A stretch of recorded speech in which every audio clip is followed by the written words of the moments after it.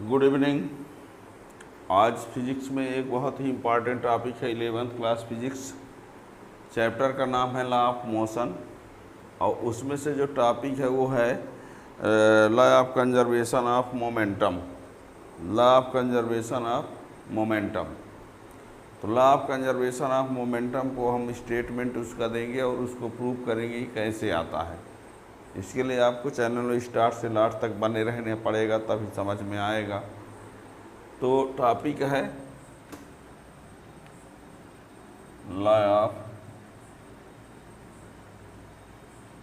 Conservation, law of conservation of momentum. Law of conservation of momentum,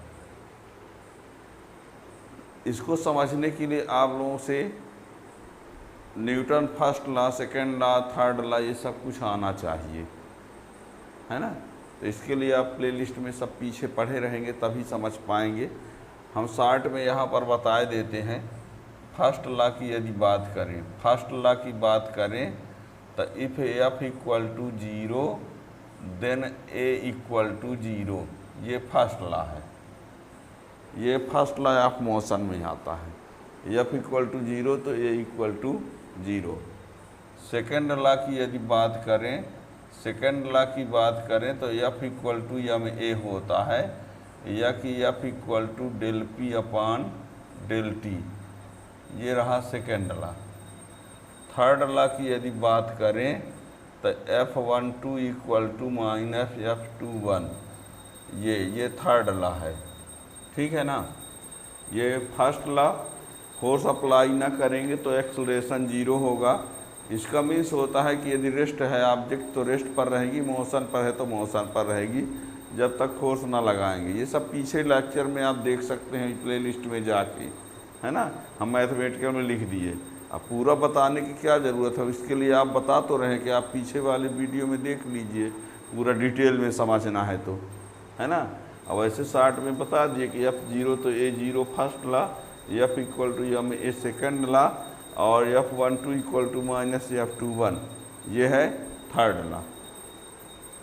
आज का मेरा topic है law of conservation of momentum. इसमें सुनिए, यदि कोई सिस्टम है कई पार्टिकल से कंसिस्ट है, या एक पार्टिकल की बात कर लें तो किसी पार्टिकल पर कोई मूविंग पार्टिकल है, उसमें यदि फोर्स ना अप्लाई करेंगे तो उसका लीनियर मोमेंटम जो होता है वो कांस्टेंट रहता है। यानी in absence of an external force linear momentum of any particle या linear momentum of system is constant. यदि किसी सिस्टम पर या किसी पार्टिकल पर फोर्स अप्लाई ना किया जाए तो उस पार्टिकल का या उस सिस्टम का जो लीनियर मोमेंटम होता है वो कंजर्व रहता है, मीन्स कांस्टेंट रहता है। ये है कंजर्वेशन ऑफ मोमेंटम लॉ, ठीक है ना। क्या कहा हमने, according to this law in absence of an external force total linear momentum of particle या total linear momentum of system is conserve या कांस्टेंट, ठीक है ना। इसको हम प्रूव करेंगे तो एक particle system of one particle का प्रूव करेंगे और सिस्टम ऑफ टू पार्टिकल पर प्रूव करेंगे, ठीक है ना। तो देखिए,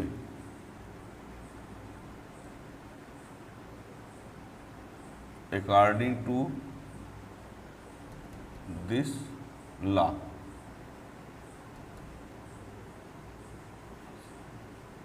in absence of an external force, in absence of an external force total linear momentum of particle or system is constant या conserve.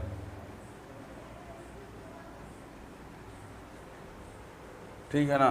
According to this law, in absence of an external force, total linear momentum of particle or system is constant या conserved. This can be proved by Newton's second law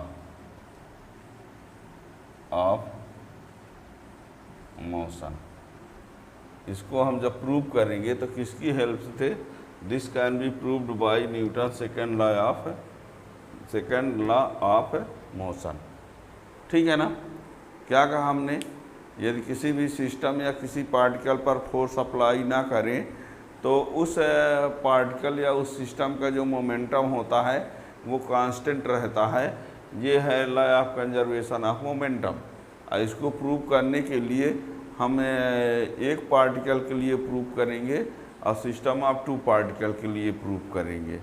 ठीक है ना? तो देखिएगा, इसके proof के लिए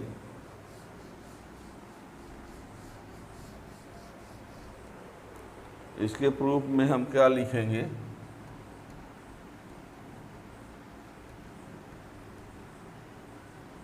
फॉर ए सिस्टम ऑफ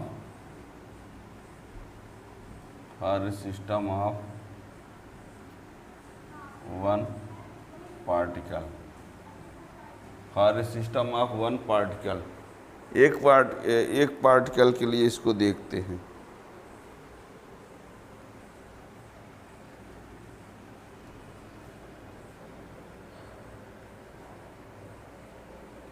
तो देखिए,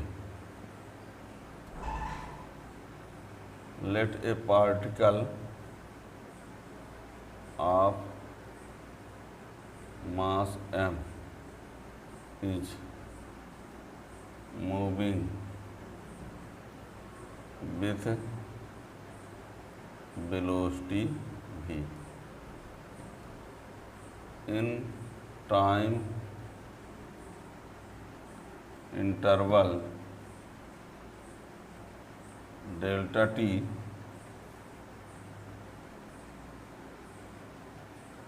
change in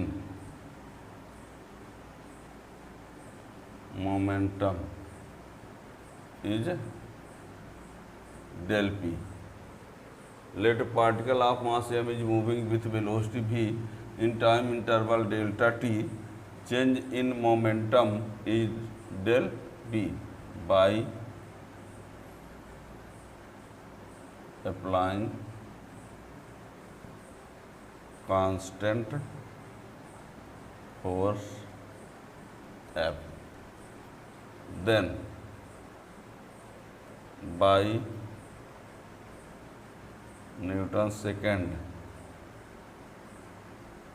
law of motion, F equal to del P upon del T, ये रहा। अब if है external force is 0, that is F equal to 0, then from equation first 0 equal to del P upon del T, तो del P equal to 0, तो P equal to constant।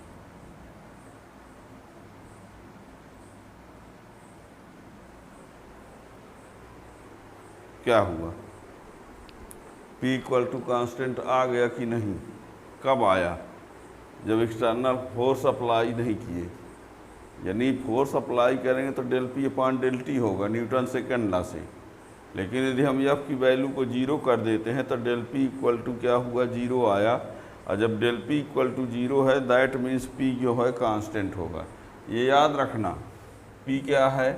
Momentum. del P क्या है? Change in momentum. और यदि del P equal to 0 है तो समझ लो कि P इक्वल टू क्या होगा? कांस्टेंट होगा। इस बात को ध्यान रखना। यदि del P इक्वल टू 0 हो तो P कांस्टेंट होगा, तभी उसका डिफरेंशियल 0 हुआ है। ठीक है ना? क्या क्लियर हो गया? क्लियर हुआ कि एक्सटर्नल फोर्स जीरो तो P इक्वल टू कांस्टेंट, यही तो स्टेटमेंट था ही। In absence of external force linear momentum of particle is constant. Clear हो गया, ठीक है ना। It is clear that in absence of external force linear momentum of particle is constant. तो ये तो एक सिस्टम वन पार्टिकल के लिए। अब सिस्टम ऑफ टू पार्टिकल पर देखिए।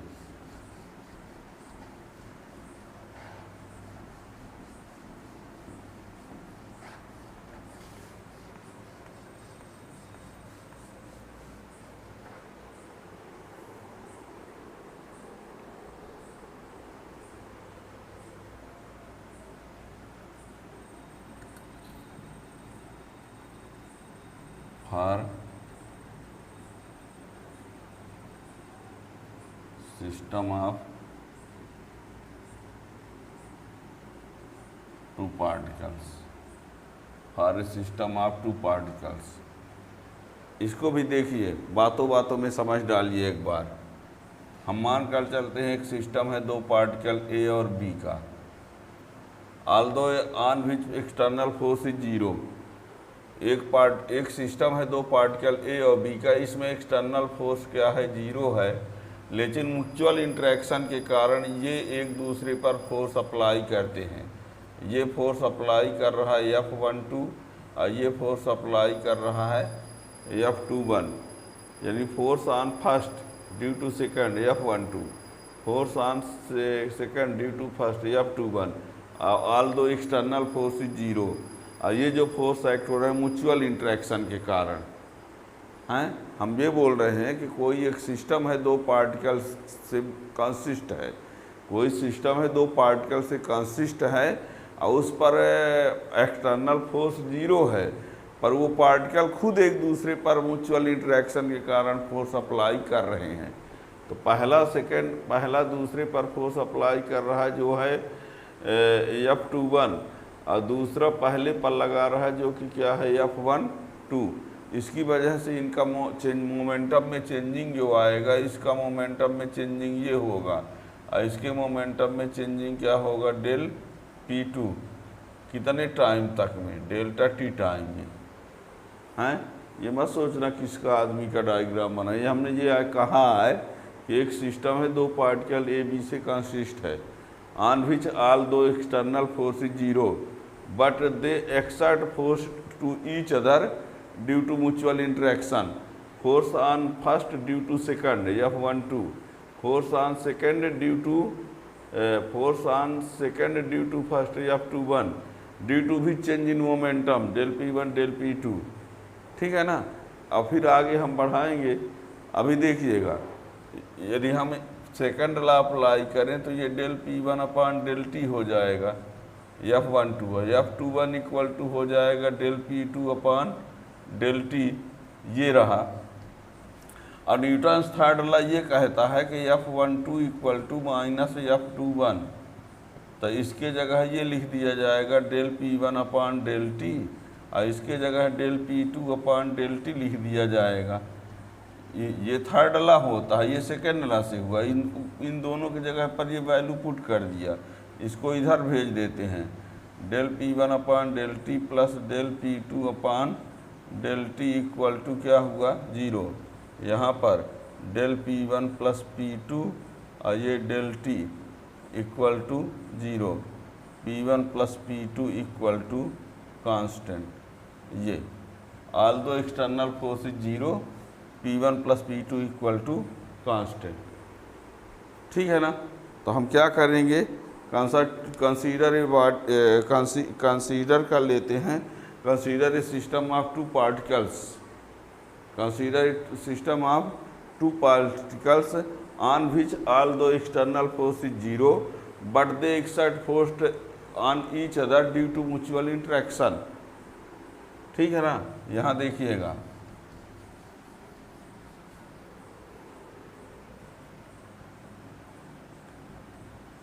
consider a system of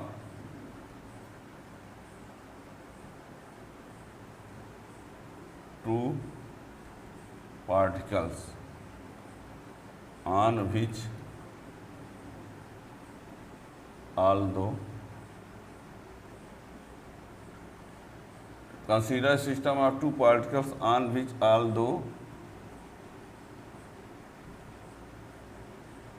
external force is 0 but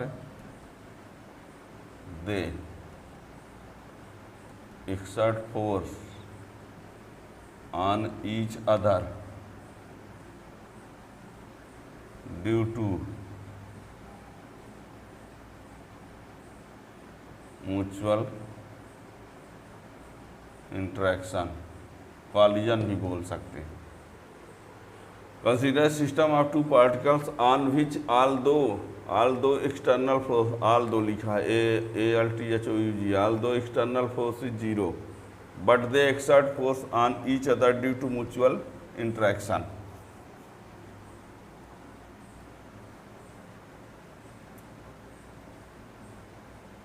mutual interaction आगे लिखे लेते हैं। Let force on first particle due to second is F12 and force on second due to first is F21।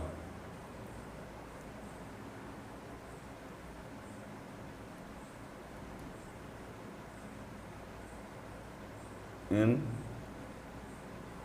time interval delta t due to which change in momentum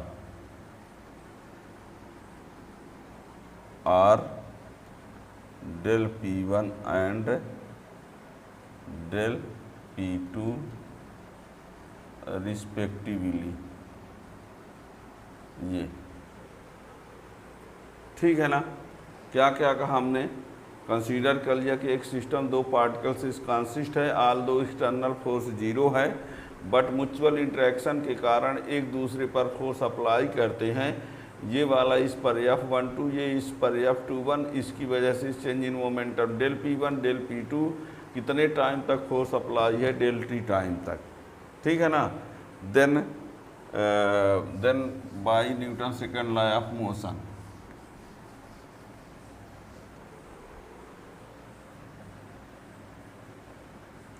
bye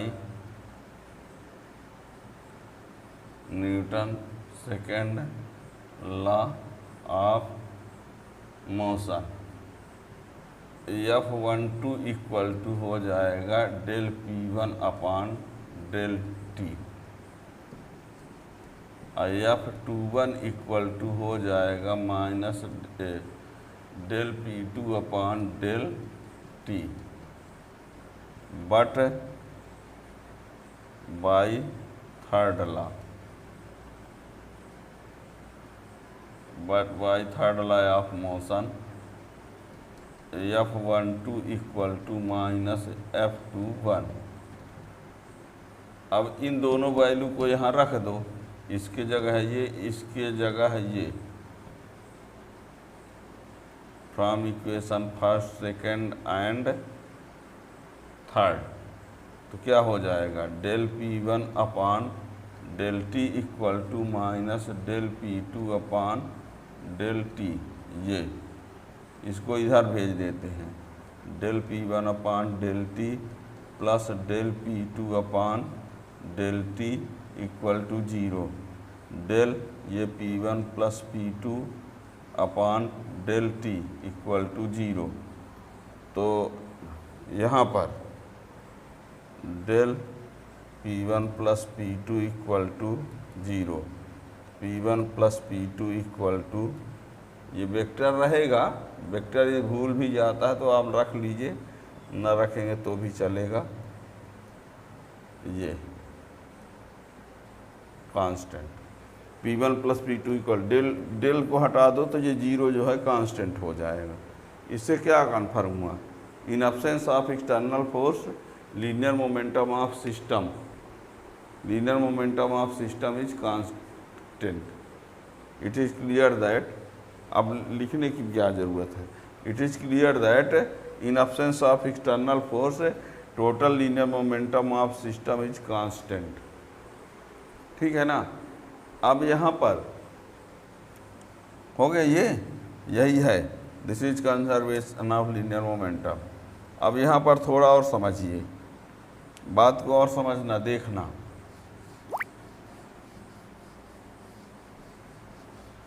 इसमें है क्या, मान लीजिए mutual interaction के पहले यदि हम ये कह दें यहाँ पर बिफोर म्यूचुअल इंटरेक्शन के पहले इसकी before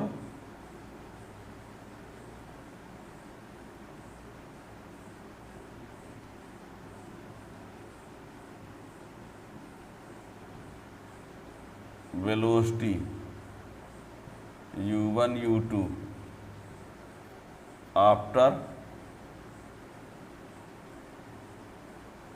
after interaction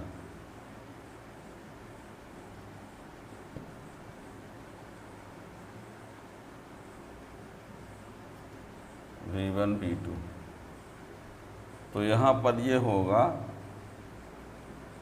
momentum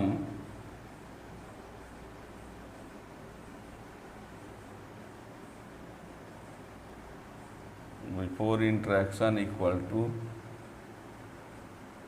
momentum after interaction, यानी m1 u1 plus m2 u2 equal to m1 v1 plus m2 v2। Interaction के पहले मोमेंटम बताओ, यदि हम इसका मास m1 ले लें, इसका m2 ले लें, वेलोसिटी u1 u2 ले लें, तो m1 u1 इसका मोमेंटम हो जाएगा और m2 u2 इसका हो जाएगा, तो टोटल मोमेंटम दोनों का प्लस। अब म्यूचुअल इंटरेक्शन के बाद वेलोसिटी इसकी v1 इसकी v2 हो गई, तो momentum m1 v1 plus m2 v2। ठीक है ना। यानी आप ये P1 plus P2 equal to constant, या कि momentum before interaction equal to momentum after interaction. ठीक है ना। कॉलिजन में भी पढ़ेंगे तो momentum before collision, momentum after collision. ठीक है ना। फाइनल क्या क्लियर हुआ कि in absence of an external force linear momentum of particle या कि फिर linear momentum of system is constant और कांस्टेंट बोल दो चाहे कंजर्व। ठीक है ना। या momentum before interaction equal to momentum after interaction. तो ये रहा conservation of linear momentum. Channel को सब्सक्राइब कर लेंगे तो आगे आने वाले वीडियो का भी नोटिफिकेशन मिलता रहेगा। और ये प्लेलिस्ट में इसके पीछे का आप टॉपिक पढ़ लेंगे तो और समझ में आ जाएगा। फर्स्ट ला, सेकेंड ला, थर्ड ला, ये सबको जानना है तो पीछे पढ़ सकते हैं, और ऐसे इसके क्रम से आगे तो बताते ही जा रहे हैं। प्लेलिस्ट में 11th 12th Hindi medium, English medium अब सब अलग अलग है ना। तो हाल फिलहाल जो क्लास में हैं रनिंग वाले होंगे तो आप इसके आगे का वीडियो उसमें आप नहीं पाएंगे, कंटिन्यू यहीं तक पहुंचा ही है अभी, है ना। अभी की बात करें तो आज की डेट में मीन्स क्या है, 7 सितंबर की डेट की बात कर रहे हैं, है ना।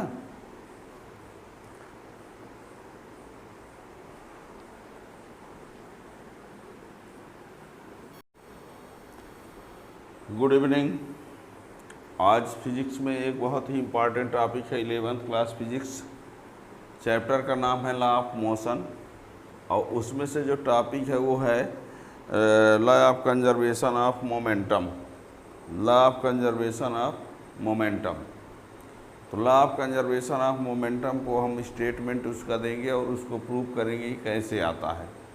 इसके लिए आपको चैनल स्टार्ट से लास्ट तक बने रहने पड़ेगा, तभी समझ में आएगा।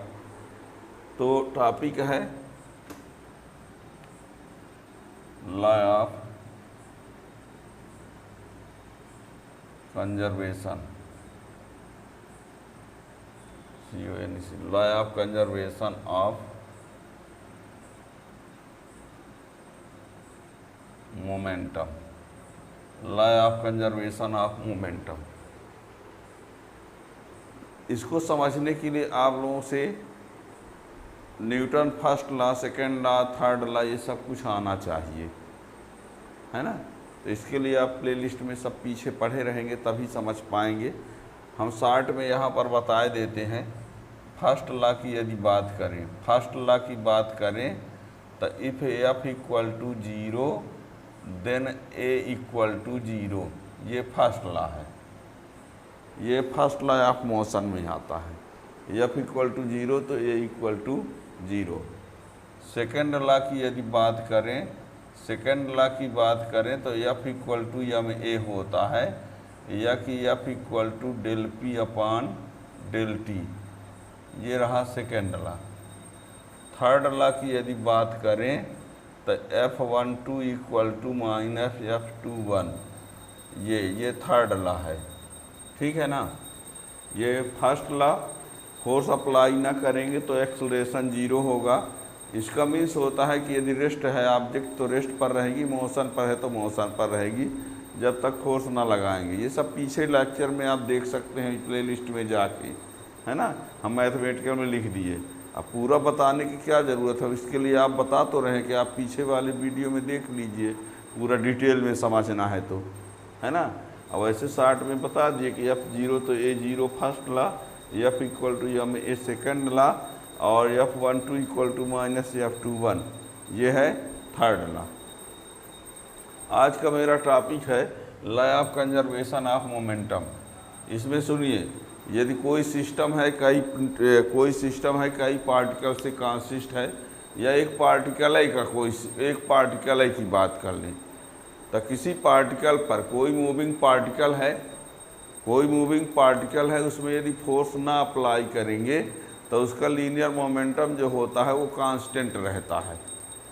यानी in absence of an external force linear momentum of any particle या linear momentum of system is constant.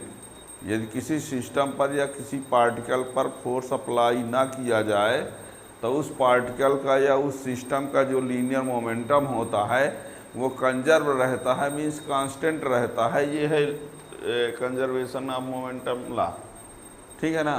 क्या कहा हमने, according to this law in absence of an external force total linear momentum of particle या total linear momentum of system is conserve या constant, ठीक है ना। इसको हम प्रूव करेंगे तो एक particle system of one particle का प्रूव करेंगे और सिस्टम ऑफ टू पार्टिकल पर प्रूव करेंगे, ठीक है ना। तो देखिए,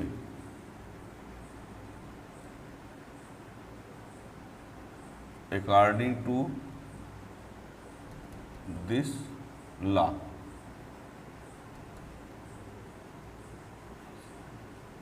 in absence of an external force, in absence of an external force total linear momentum of particle or system is constant या कंजर्व।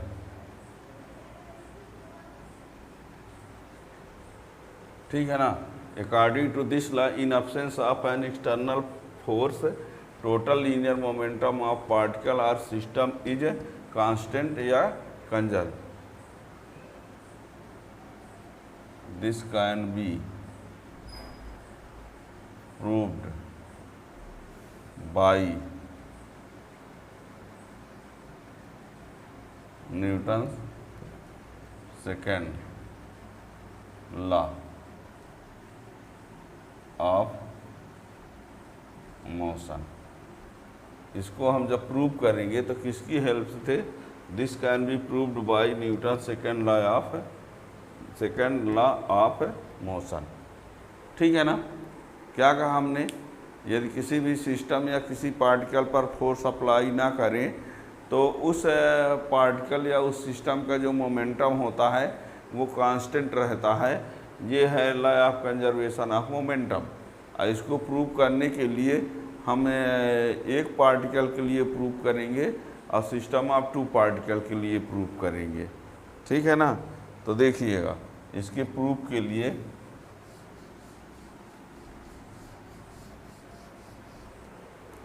इसके प्रूफ में हम क्या लिखेंगे?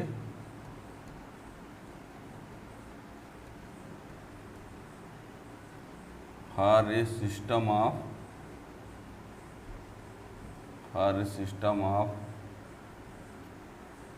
One particle, for a system of one particle, एक particle के लिए इसको देखते हैं।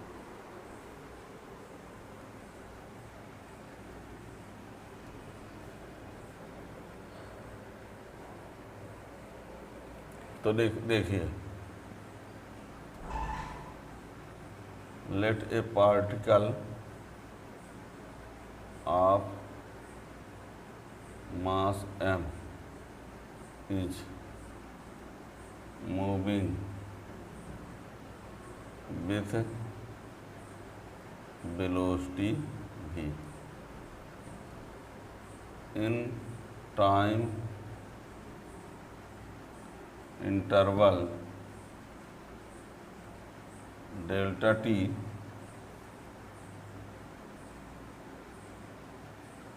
change in momentum is del p.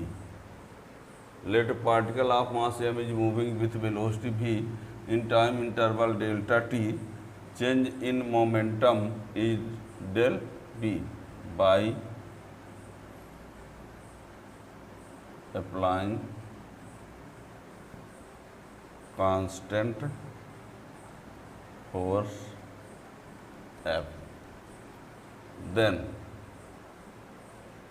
by Newton's second law of motion, F equal to del P upon del T, ये रहा। अब इफ है external force is 0, that is F equal to 0, then from equation first 0 equal to del P upon del T, तो del P equal to 0, तो P equal to constant।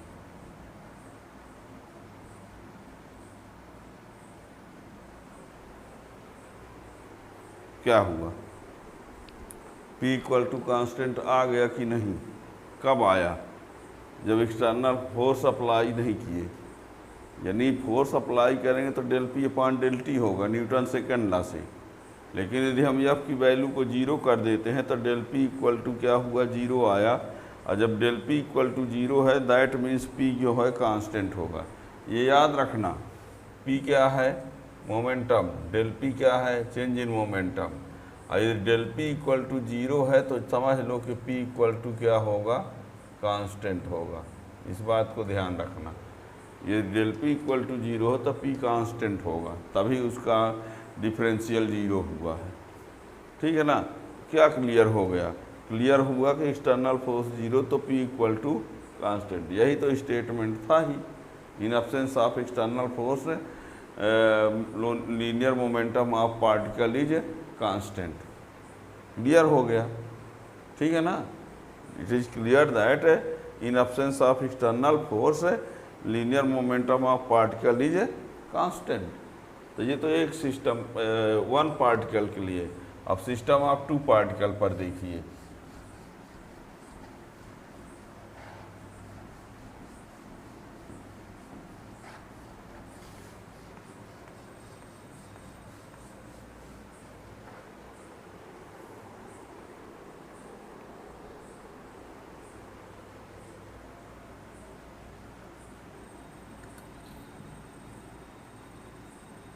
for system of two particles, for a system of two particles। इसको भी देखिए, बातों बातों में समझ डालिए एक बार। हम मान कर चलते हैं एक सिस्टम है दो पार्टिकल ए और बी का, although on which external force is zero. एक सिस्टम है दो पार्टिकल ए और बी का, इसमें एक्सटर्नल फोर्स क्या है, जीरो है, लेकिन म्यूचुअल इंटरेक्शन के कारण ये एक दूसरे पर फोर्स अप्लाई करते हैं। ये फोर्स अप्लाई कर रहा है F12 और ये फोर्स अप्लाई कर रहा है F21, यानी force on first due to second F12, force on second due to first F21, although external force is zero. और ये जो फोर्स एक्ट हो रहा है म्यूचुअल इंटरेक्शन के कारण हैं। हम ये बोल रहे हैं कि कोई एक सिस्टम है दो पार्टिकल से कंसिस्ट है, कोई सिस्टम है दो पार्टिकल से कंसिस्ट है और उस पर एक्सटर्नल फोर्स जीरो है, पर वो पार्टिकल खुद एक दूसरे पर म्यूचुअल इंटरेक्शन के कारण फोर्स अप्लाई कर रहे हैं। तो पहला दूसरे पर फोर्स अप्लाई कर रहा है जो है F21, और दूसरा पहले पर लगा रहा है जो कि क्या है F12। इसकी वजह से इनका मोमेंटम में चेंजिंग जो आएगा, इसका मोमेंटम में चेंजिंग ये होगा और इसके मोमेंटम में चेंजिंग क्या होगा, डेल P2। कितने टाइम तक में, डेल्टा T टाइम में हैं। ये मत सोचना किसका आदमी का डायग्राम बना, ये हमने ये कहा है कि एक सिस्टम है दो पार्टिकल ए बी से कंसिस्ट है, on which although external force is zero but they exert force to each other due to mutual interaction. Force on first due to second F12, force on second due to first F21 due to भी change in momentum del P1 del P2। ठीक है ना। अब फिर आगे हम बढ़ाएंगे। अभी देखिएगा, यदि हम सेकंड लॉ अप्लाई करें तो ये del P1 upon del T हो जाएगा, F12 है, F21 इक्वल टू हो जाएगा del P2 upon del T, ये रहा। और न्यूटन थर्ड लॉ ये कहता है कि F12 equal to minus F21, तो इसके जगह ये लिख दिया जाएगा del P1 upon del T और इसके जगह del P2 upon del T लिख दिया जाएगा। ये थर्ड लॉ होता है, ये सेकेंड लॉ से हुआ। इन दोनों की जगह पर ये वैल्यू पुट कर दिया, इसको इधर भेज देते हैं। Del P1 upon del T plus del P2 upon del T equal to क्या हुआ, जीरो। यहाँ पर डेल P1 प्लस P2 और ये del T equal to zero, P1 plus P2 equal to constant. ये although external force is zero, P1 plus P2 equal to constant. ठीक है ना। तो हम क्या करेंगे, कंसीडर कर लेते हैं, consider a system of two particles, consider a system of two particles on which although external force is zero but they exert force on each other due to mutual interaction. ठीक है ना। यहाँ देखिएगा,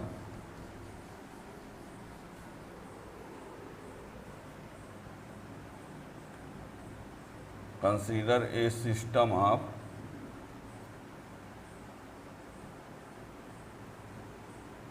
two particles on which although consider a system of two particles on which although external force is zero but they exert force on each other due to mutual interaction, collision भी बोल सकते हैं। Consider system of two particles on which although external force, although लिखा है ALTHOUG, although external force is 0, but they exert force on each other due to mutual interaction.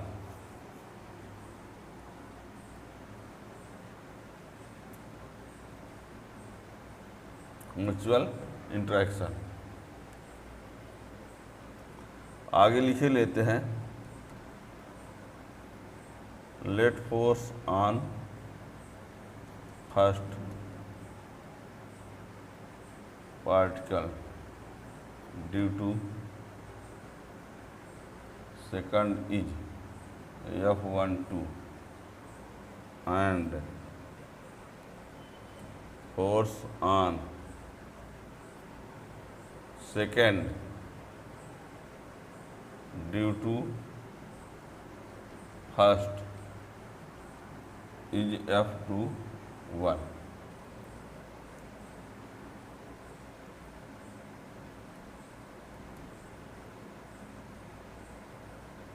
In time interval delta t, due to which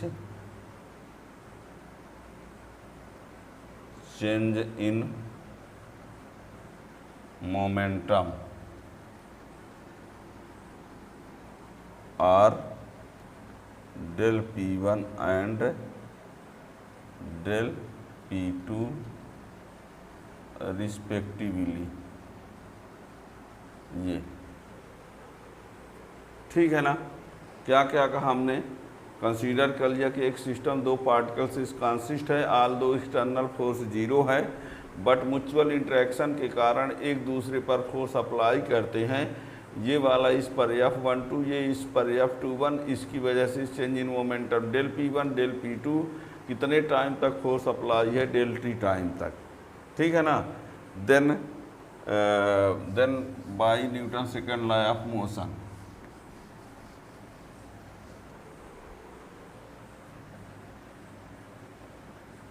bye Newton second law of motion F12 equal to हो जाएगा del P1 upon del T,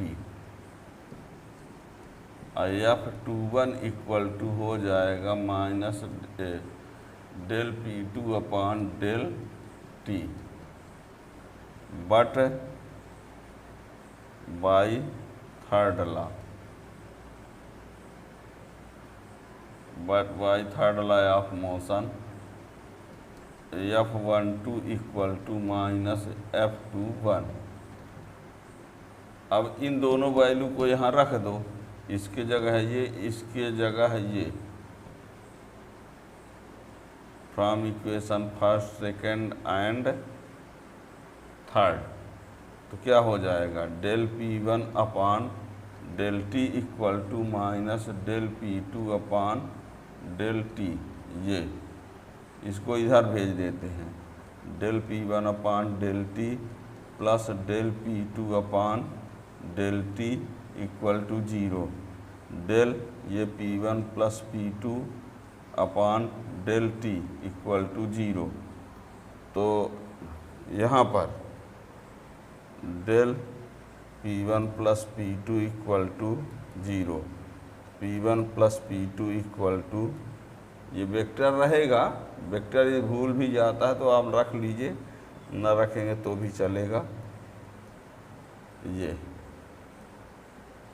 constant P1 plus P2 equal del को हटा दो तो ये 0 जो है constant हो जाएगा।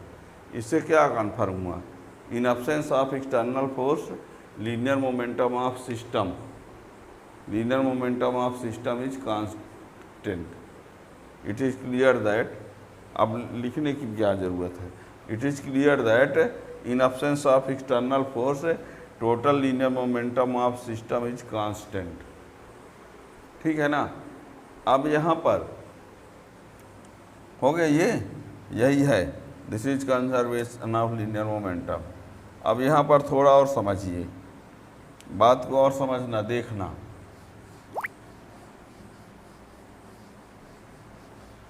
इसमें है क्या, मान लीजिए म्यूचुअल इंटरेक्शन के पहले यदि हम ये कह दें यहाँ पर before mutual interaction, mutual interaction के पहले इसकी before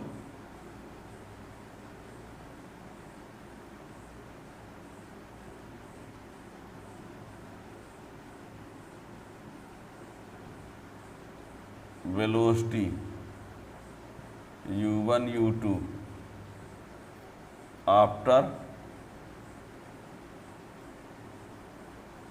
after interaction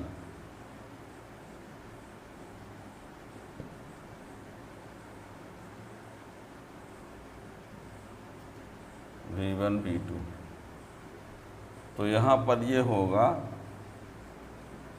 momentum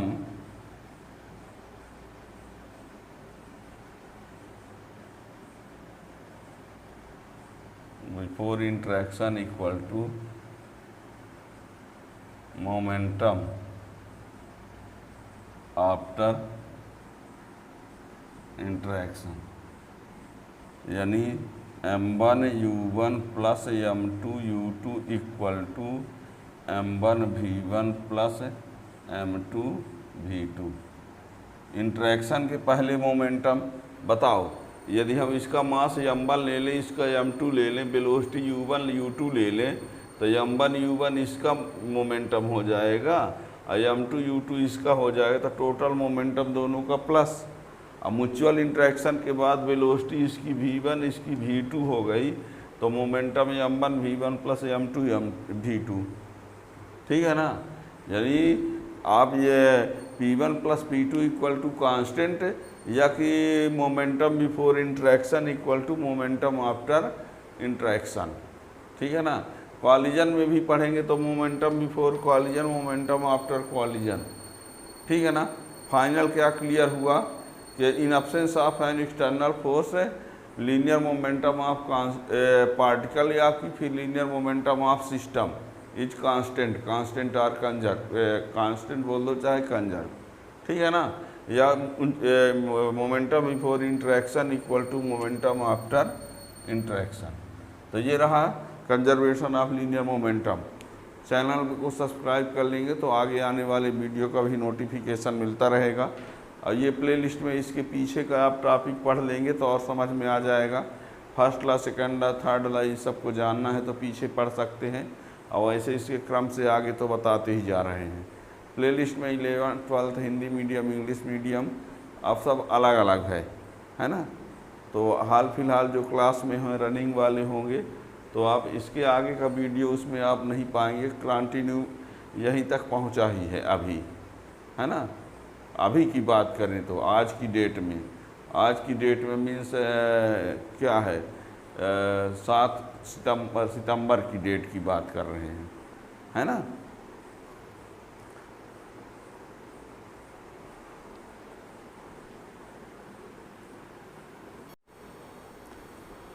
good evening.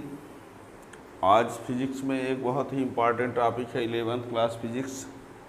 Chapter का नाम है लॉ ऑफ मोशन, और उसमें से जो टॉपिक है वो है law of conservation of momentum, law of conservation of momentum. तो law of conservation of momentum को हम स्टेटमेंट उसका देंगे और उसको प्रूव करेंगे कि कैसे आता है। इसके लिए आपको चैनल स्टार्ट से लास्ट तक बने रहने पड़ेगा, तभी समझ में आएगा।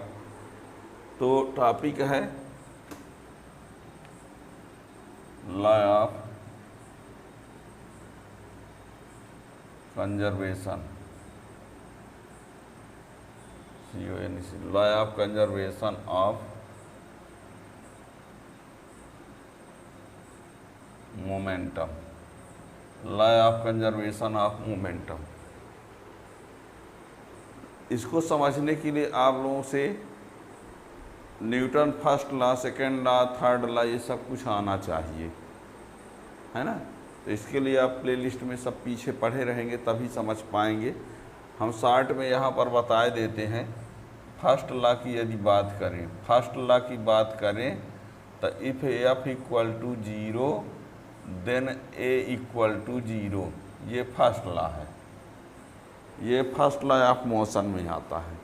एफ इक्वल टू जीरो तो a equal to zero. Second law की यदि बात करें, सेकेंड लॉ की बात करें तो F equal to M A होता है, या कि F equal to del P upon del T. ये रहा सेकेंड लॉ। थर्ड लॉ की यदि बात करें तो F12 equal to minus F21, ये थर्ड लॉ है। ठीक है ना। ये फर्स्ट लॉ, फोर्स अप्लाई ना करेंगे तो एक्सलेरेशन जीरो होगा। इसका मीन्स होता है कि यदि रेस्ट है ऑब्जेक्ट तो रेस्ट पर रहेगी, मोशन पर है तो मोशन पर रहेगी जब तक फोर्स ना लगाएंगे। ये सब पीछे लेक्चर में आप देख सकते हैं प्लेलिस्ट में जाके, है ना। हम मैथमेटिकल में लिख दिए। अब पूरा बताने की क्या ज़रूरत है, इसके लिए आप बता तो रहे कि आप पीछे वाले वीडियो में देख लीजिए, पूरा डिटेल में समझना है तो, है ना। अब ऐसे शार्ट में बता दिए कि F0 तो A0 first law, F equal to M A second law, और F12 equal to minus F21 ये है थर्ड लॉ। आज का मेरा टॉपिक है law of conservation of momentum. इसमें सुनिए, यदि कोई सिस्टम है कई पार्टिकल से कंसिस्ट है, या एक पार्टिकल है का कोई एक पार्टिकल है की बात कर लें, तो किसी पार्टिकल पर कोई मूविंग पार्टिकल है, उसमें यदि फोर्स ना अप्लाई करेंगे तो उसका लीनियर मोमेंटम जो होता है वो कांस्टेंट रहता है। यानी in absence of an external force linear momentum of any particle या linear momentum of system is constant. यदि किसी सिस्टम पर या किसी पार्टिकल पर फोर्स अप्लाई ना किया जाए तो उस पार्टिकल का या उस सिस्टम का जो लीनियर मोमेंटम होता है वो कंजर्व रहता है, मीन्स कांस्टेंट रहता है। ये है कंजर्वेशन ऑफ मोमेंटम लॉ। ठीक है ना।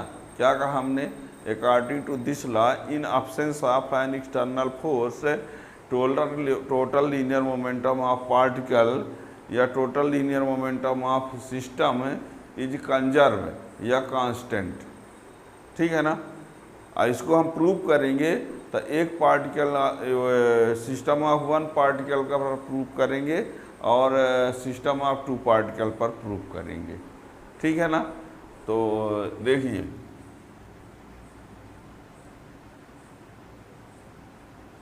According to this law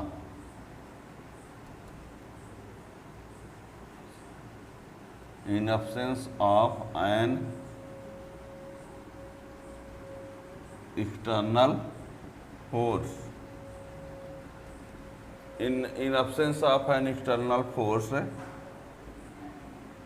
total linear momentum of particle or system is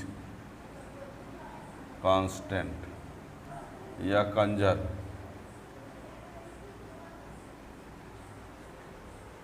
ठीक है ना। According to this law in absence of an external force total linear momentum of particle और system is constant या conserve. This can be proved by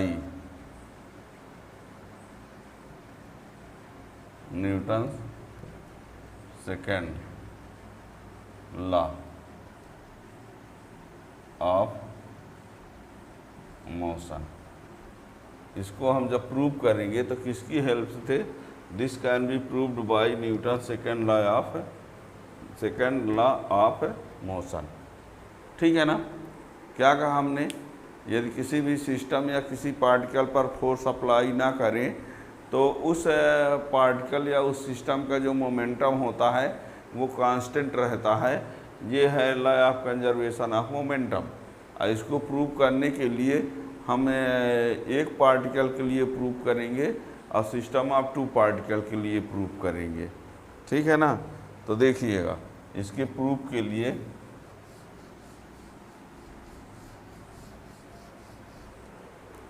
इसके proof में हम क्या लिखेंगे,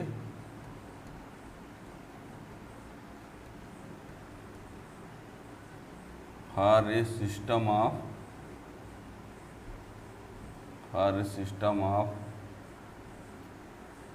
one particle, for a system of one particle, एक particle के लिए इसको देखते हैं।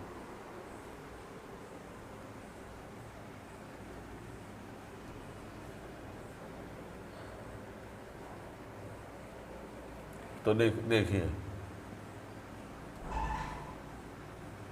Late a particle of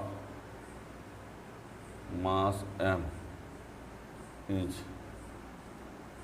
moving with velocity v in time interval delta t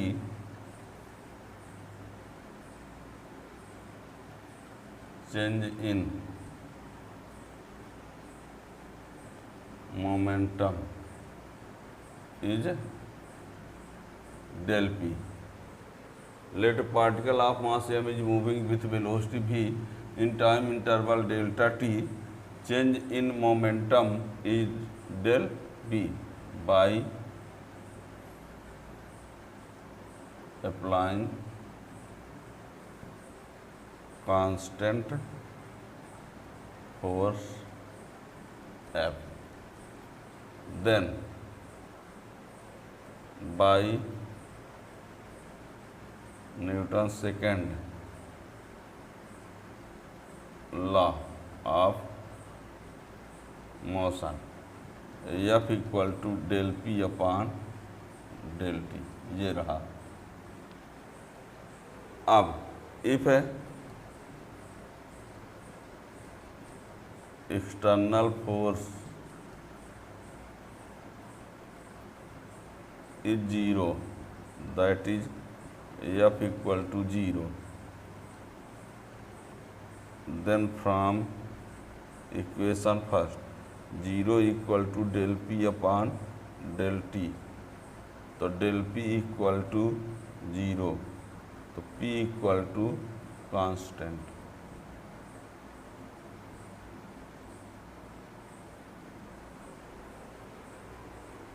क्या हुआ, P इक्वल टू कांस्टेंट आ गया कि नहीं? कब आया?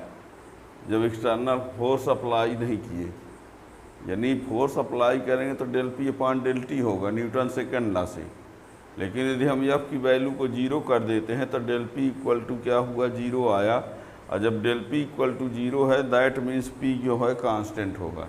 ये याद रखना, पी क्या है, मोमेंटम, डेल पी क्या है, चेंज इन मोमेंटम। और यदि del P equal to zero है तो समझ लो कि पी इक्वल टू क्या होगा, कांस्टेंट होगा। इस बात को ध्यान रखना, ये del P equal to zero हो तो पी कांस्टेंट होगा, तभी उसका डिफरेंशियल जीरो हुआ है। ठीक है ना? क्या क्लियर हो गया? क्लियर हुआ कि एक्सटर्नल फोर्स जीरो तो पी इक्वल टू कांस्टेंट। यही तो स्टेटमेंट था ही, in absence of external force linear momentum of particle is constant. Clear हो गया? ठीक है ना? It is clear that in absence of external force linear momentum of particle is constant. तो ये तो एक सिस्टम वन पार्टिकल के लिए। अब सिस्टम ऑफ टू पार्टिकल पर देखिए।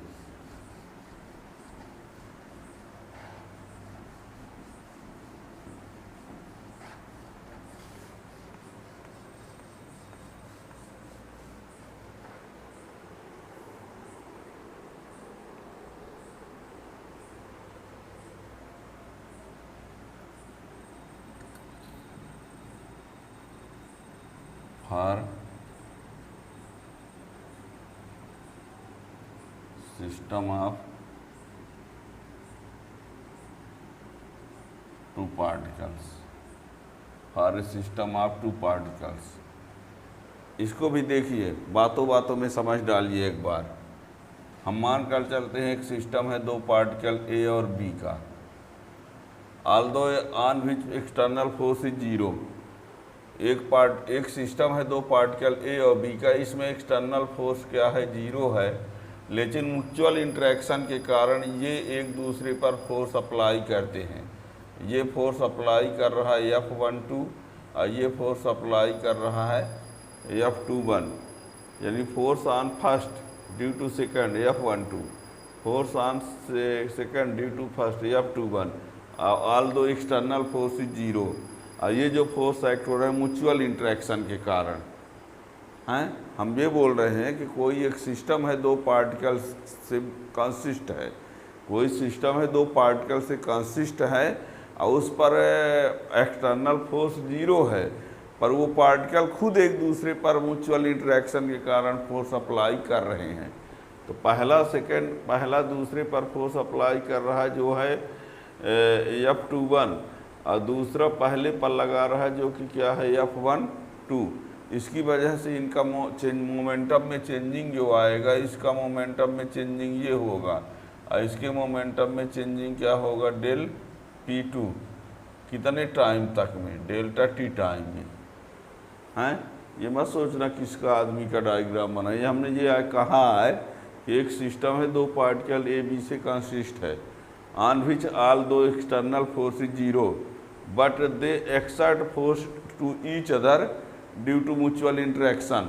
Force on first due to second F12, force on second due to first F21 due to भी change in momentum del P1 del P2। ठीक है ना। अब फिर आगे हम बढ़ाएंगे। अभी देखिएगा, यदि हम सेकंड लॉ अप्लाई करें तो ये del P1 upon del T हो जाएगा, F12 है, F21 इक्वल टू हो जाएगा del P2 upon del T, ये रहा। और न्यूटन्स थर्ड लॉ ये कहता है कि F12 equal to minus F21, तो इसके जगह ये लिख दिया जाएगा del P1 upon del T और इसके जगह del P2 upon del T लिख दिया जाएगा। ये थर्ड लॉ होता है, ये सेकेंड लॉ से हुआ। इन दोनों की जगह पर ये वैल्यू पुट कर दिया, इसको इधर भेज देते हैं। Del P1 upon del T plus del P2 upon del T equal to क्या हुआ, जीरो। यहाँ पर डेल P1 प्लस P2 और ये del T equal to zero, P1 plus P2 equal to constant. ये although external force is zero, P1 plus P2 equal to constant. ठीक है ना। तो हम क्या करेंगे, कंसीडर कर लेते हैं, consider a system of two particles, consider a system of two particles on which although external force is zero but they exert force on each other due to mutual interaction. ठीक है ना। यहाँ देखिएगा,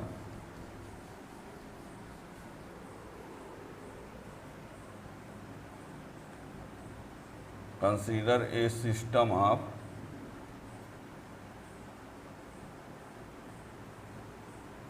to particles on which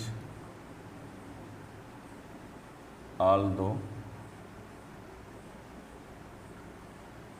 consider system of two particles on which all दो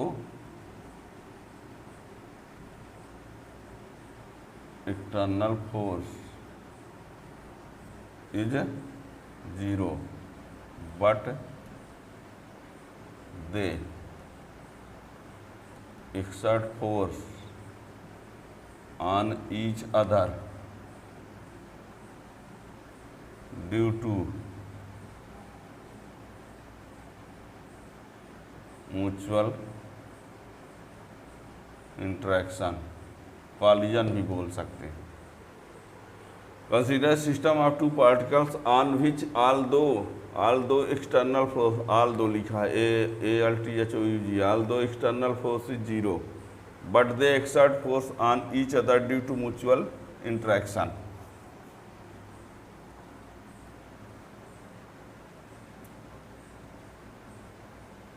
mutual interaction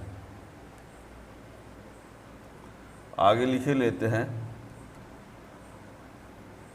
let force on first particle due to second is F12 and force on second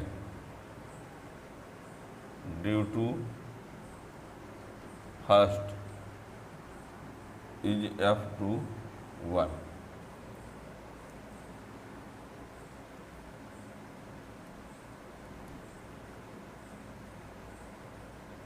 In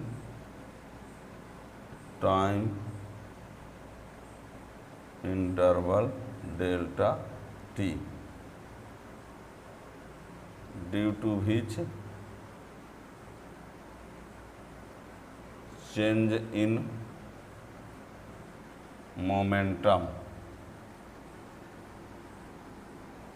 are del P1 and del P2 respectively.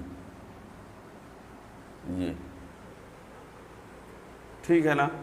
क्या क्या कहा हमने, consider कर लिया कि एक system दो पार्टिकल से कंसिस्ट है, ऑल दो एक्सटर्नल फोर्स जीरो है, बट म्यूचुअल इंटरेक्शन के कारण एक दूसरे पर फोर्स अप्लाई करते हैं।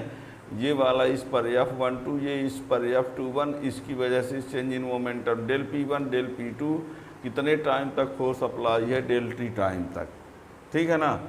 Then by Newton second law of motion,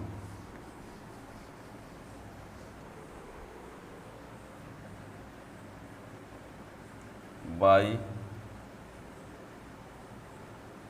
Newton second law of motion F12 equal to हो जाएगा del P1 upon del T,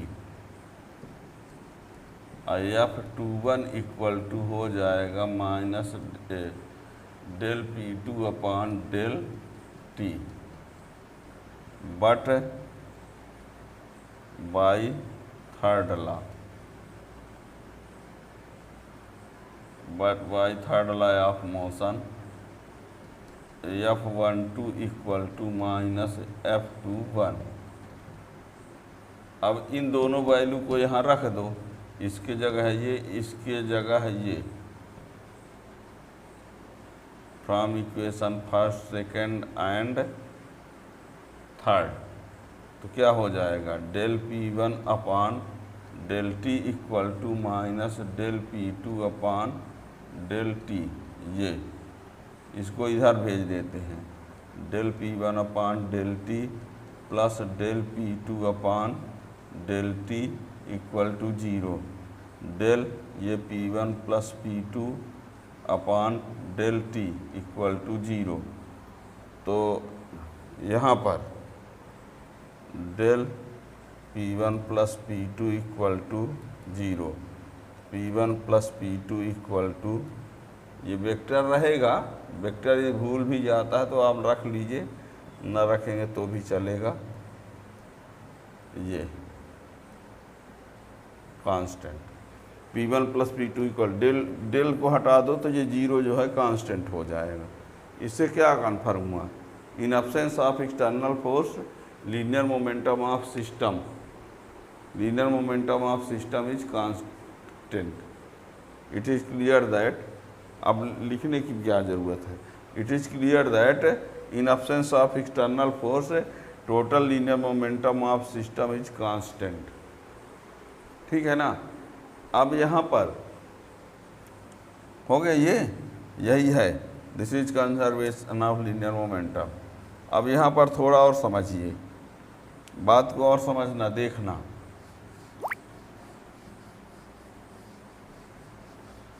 इसमें है क्या, मान लीजिए म्यूचुअल इंटरेक्शन के पहले यदि हम ये कह दें यहाँ पर before mutual interaction, mutual interaction के पहले इसकी before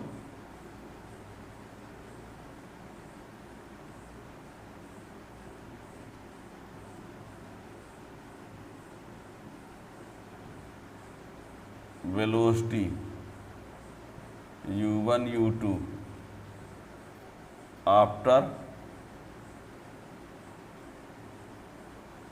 after interaction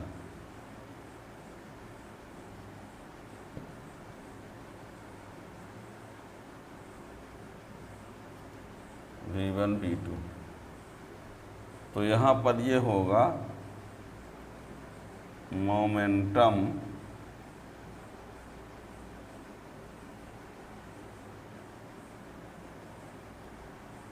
before interaction equal to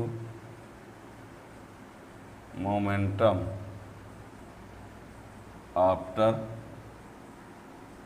interaction, यानी m1 u1 plus m2 u2 equal to m1 v1 plus m2 v2।